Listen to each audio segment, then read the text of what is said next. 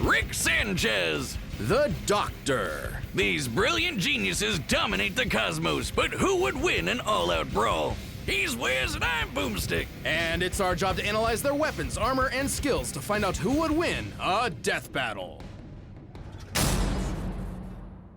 Everything about Morty Smith's life was perfectly average. Average house, average family, average school. Maybe slightly below average intelligence. But everything changed the day his grandpa Rick came home. Yeah, in style! Cause Rick Sanchez is anything but average. Rick is easily the smartest man in the universe, and its most dangerous criminal. He spent years on the run from the Galactic Federation, going on adventures across the multiverse. Who cares about the emotional trauma from abandoning his daughter, right? And then he took her son and put him in life-threatening danger. Bye! Thus formed the greatest duo of the generation, Rick and Morty. Yeah, mostly Rick. Morty's the cannon fodder who smuggles grapefruit-sized seeds up his ass. And that's just the first episode. Rick is an unparalleled inventor, always ready to face even the squanchiest of alien foes. He's got your usuals. Laser gun, invisibility belt, shrink ray, cyborg implants, the works. As well as some weirder things, like a Mr. Meeseeks box, which can summon an infinite number of irritating temporary life forms that will work tirelessly to accomplish a given task. Or a series of android decoys that are so perfectly created, they don't even realize they're decoys, which leads them to create decoys that create decoys, and so on. Rick's gadgets can erase your memories, manipulate and travel through time, and even make a surface true level, as in perfectly flat, something normally mathematically impossible. So beautiful that experiencing it for only a moment before returning to non-Euclidean space can emotionally scar you for life. He can even inject you with his own genetic info and instantly chest burst a clone of himself from inside you, like a pasty alcoholic xenomorph. What the hell? Rick and Morty travel the universe in the Space Cruiser. Powered by a microverse under the hood, this compact starship comes equipped with laser cannons, a fishing line that can tow a solar system, and a unique artificial intelligence. With all that crazy sci-fi gear, Rick and Morty's adventures were absolutely bonkers. From disentangling a time loop created by alien snakes, to battling the meta-fictional Story Lord, to Rick turning himself into a pickle to avoid family therapy. This guy would rather battle the Russian mafia as a vegetable than address his feelings. Actually, pickle's a fruit. Because boy oh boy, does he have a lot of them. Behind the fart jokes and wubba-lubba-dub-dubs, Rick harbors bitter emotional agony. Way back when, in a completely different universe, the Rick we know had a happy life, until another Rick from another universe took it all away, the bastard. But like me, Rick is a true inventor, and this tragedy spurred him to craft his greatest creation, the portal gun. My scans indicate it creates holes through all aspects of space-time, allowing Rick to travel anywhere in the multiverse. It sounds exhausting. It can do more than that. It can slice you in half, set up traps, and even... That's coming out of your paycheck. Nuh-uh. Decades of traveling the multiverse, hunting down the man who ruined his life, darkened Rick's heart. He began to ask himself, if there are an infinite number of universes with an infinite number of each person, how did any individual life matter? Sounds like he's overthinking it. Like the time he accidentally turned all of humanity into horrific Cronenbergs. He and Morty had to escape to a parallel universe where they swap places with recently deceased versions of themselves. What does that do to a person? Makes them badass. When Rick found the Interdimensional Council of Ricks, he kicked their teeth in. Like they say, he's the Rickest Rick of them all. That he is. Just touching the hem of his coat can activate his energy shield or even induce instant death. Yes, instant. No, it isn't explained why. Though considering this reaction, it's likely a chemical released through the coat's lining. Rickest Rick, Wiz! He's dodged an orbital space laser from just a few feet away. He's so smart, he figured out he's in a TV show. Yep, really. Perhaps most mysterious is Operation Phoenix, a series of clone bodies that his consciousness can be uploaded to upon his death. Despite eventually taking it offline, his mind is still connected to every other Operation Phoenix across the multiverse, giving him an infinite number of extra lives, even if some of them are shrimps and fascists. Some of his devices can destroy the Earth, the universe, even numerous alternate timelines. He actually did that just to manipulate the stock market. Though underneath the drunken god complex, there's still a glimmer of the family man Rick used to be. Well, as much as he insists that love is just a chemical reaction in the brain, he does care about his daughter and grandkids. And Jerry. Sometimes. He's taken on an alien Zeus, the President of the United States, and the actual devil, even exiting the bounds of fiction into meta-reality, fighting Jesus H. Leaping Christ himself, and meeting Joseph Campbell. Talk about a hero's journey. Challenge Rick at your will. He might look like a scrawny, drunken septuagenarian, and he is, but he's also, somehow, the greatest warrior in the universe. And you can lick his balls. Ian Chesterton and Barbara Wright were just your average school teachers, with a less than average student. Susan was odd, almost like an alien.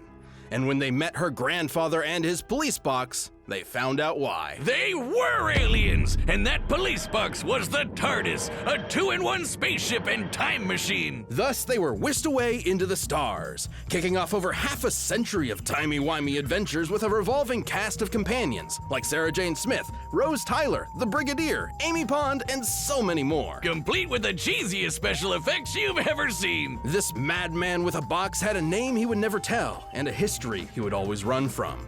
He was only known as the Doctor. Doctor who? Exactly. Doctor exactly? Though the Doctor's origins are shrouded in mystery, we know they were born several thousand years ago and earned degrees in cosmic science and higher dimensional physics. But he got bored with the stuffy Time Lord bureaucrats, stole a TARDIS, and explored time and space as a runaway. Who can forget those adventures chasing dinosaurs on a spaceship, dueling Robin Hood with a spoon, or shoving Hitler in a closet? Yeah, we know it's kind of weird.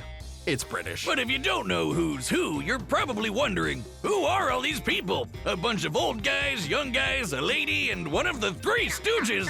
What? The Doctor is a Time Lord from the planet Gallifrey. Time Lords may look human, but couldn't be more different. Not only do they have two hearts, they literally experience time differently. They can see past, present, and future all at once. They can resist temporal phenomena such as time stops and can tamper with fixed points in time. They're effectively acausal beings. This makes them super hard to predict and nearly impossible to erase from any timeline. They can even breach the bounds of space and talk directly to you. Yes, you at home. Hello there.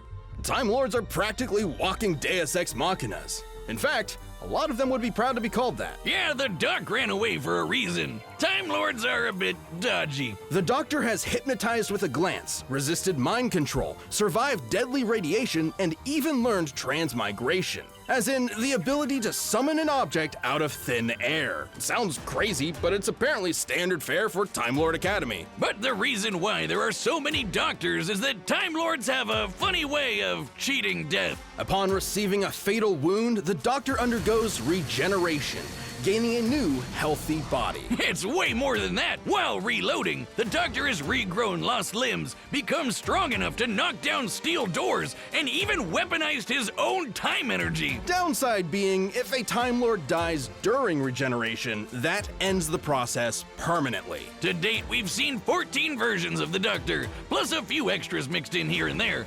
Hell, by the time you're watching this, you've probably seen the 15th. Or the 16th! The experiences each Doctor gains changes and affects the next Doctor, and the next, and so on. Each Doctor maintains the same memories, but with an all-new personality. Some like bow ties, some like jelly babies, some kick butt with Venusian karate, and some really hate the monarchy, probably 'cause they're werewolves. But they always have one thing in common. They are British! Well, one other thing in common. The Doctor always enjoys the thrill of adventure, and they've got plenty of tech to help, like the sonic screwdriver. Utilizing sonic waves to manipulate nearby objects, it can pick locks, cause detonations, and fry circuitry. It's sort of a Swiss Army plot device that can hack its way through most problems. The perfect pacifist tool for resolving conflict. Its only weakness is that it doesn't do wood.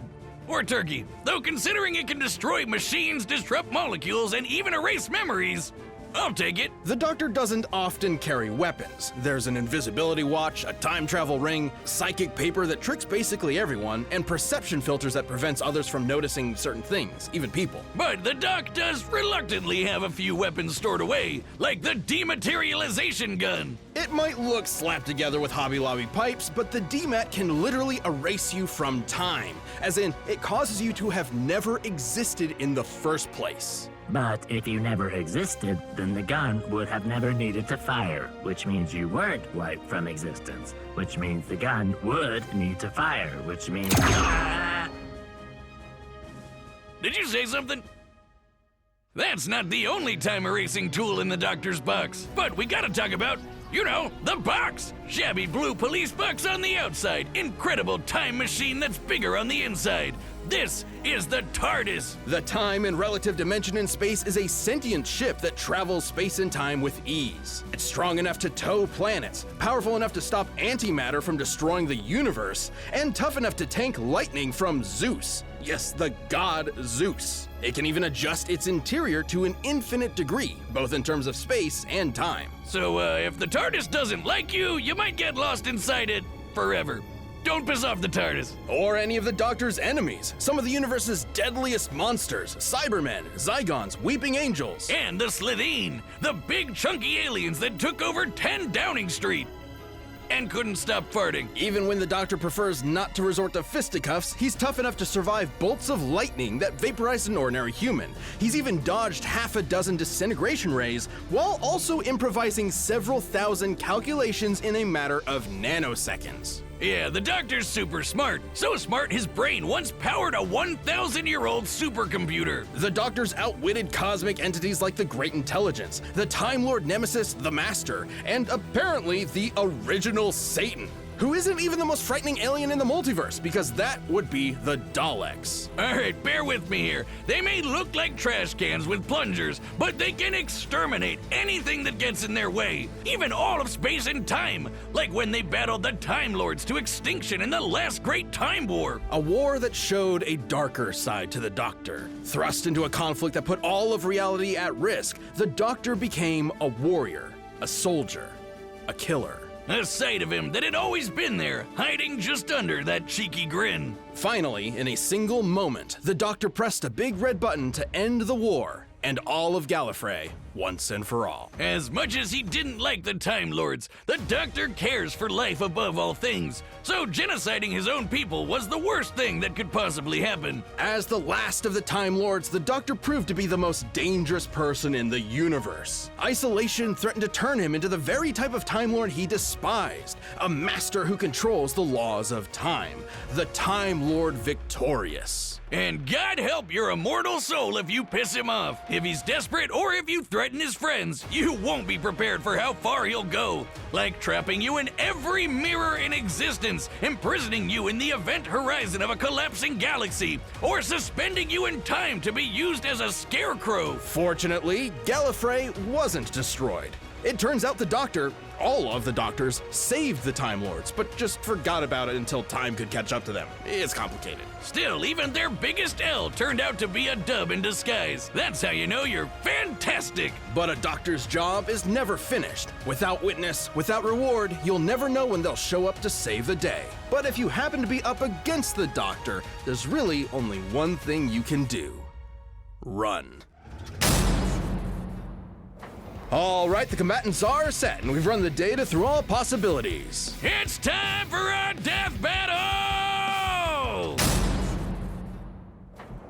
Oh, jeez, Rick. It was my fault. Shut the fuck up, Morty! I knew Time Lords were suicidal morons, but I didn't know they never invented rearview mirrors! Are you sick? You're the one who hit me. Oh, go on, I'm busy.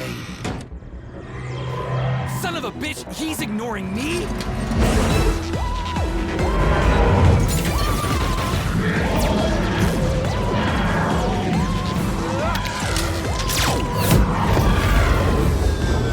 Holy, it was him! Keep Morty safe. What are you... Uh-oh!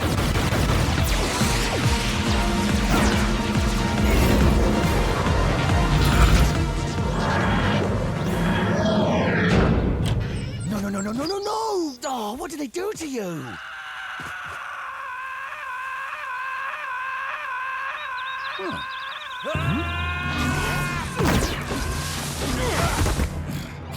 Right, fine. Queensbury rules? A bit of Venusian karate? Keep quipping, asshole. Maybe you'll find a good joke on the ground next to your teeth. On guard!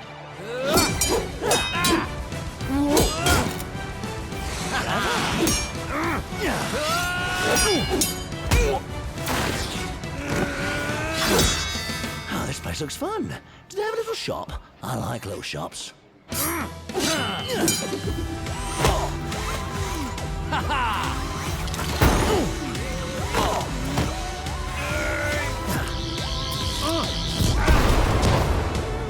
Whoa, whoa, whoa, whoa, whoa!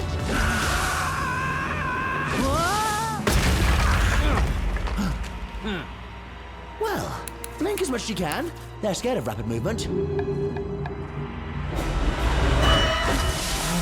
Motherfucker. Huh? What? What? My balls, sucker.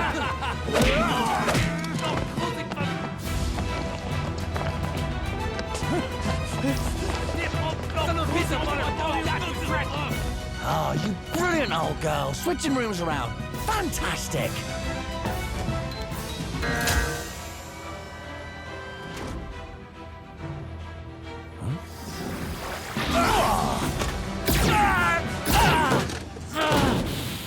It's fun to be the class clown till you get shot. Now hurry up. I got a grandson waiting on me. He won't die an idiot like you. I know your type. The nihilist know-it-all. But through all this wibbly-wobbly, timey-wimey rubbish, there's one thing you never quite understood. I'm the doctor, and I don't want to go.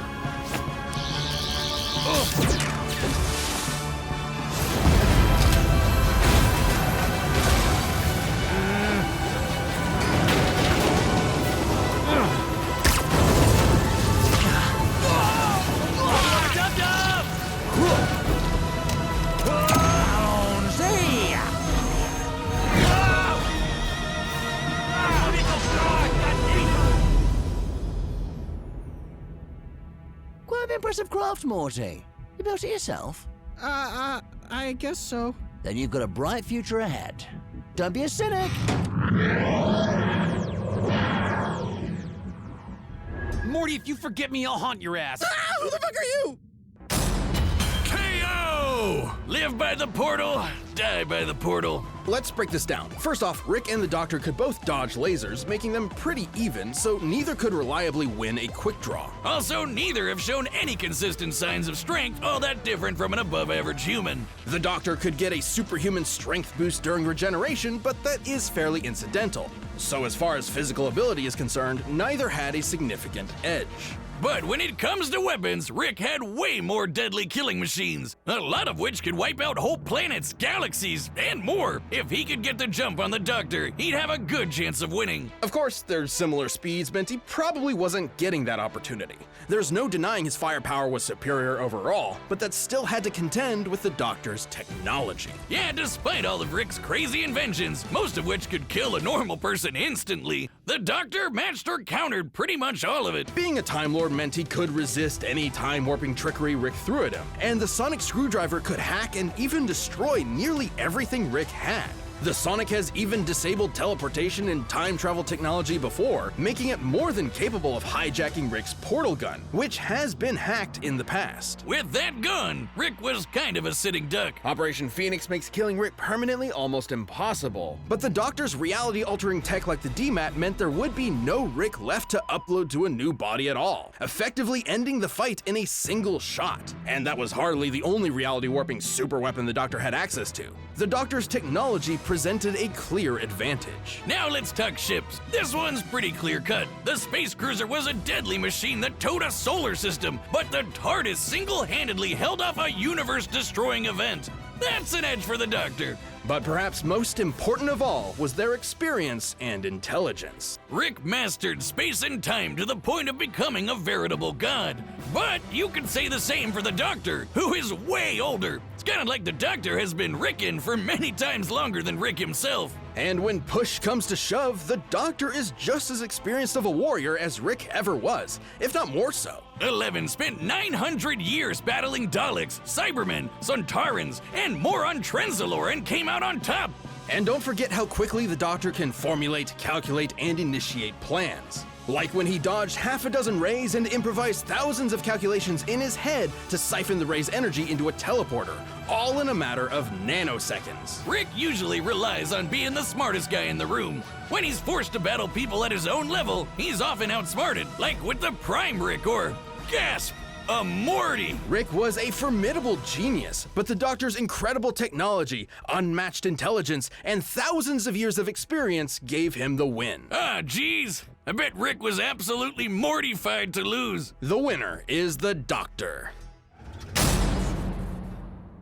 Hi, I'm Ben, the voice of Wiz. Thank you so much for watching. We are about to announce the next episode, but before we do that, if you're not a Death Battle member yet, click that join button below. See what you're missing.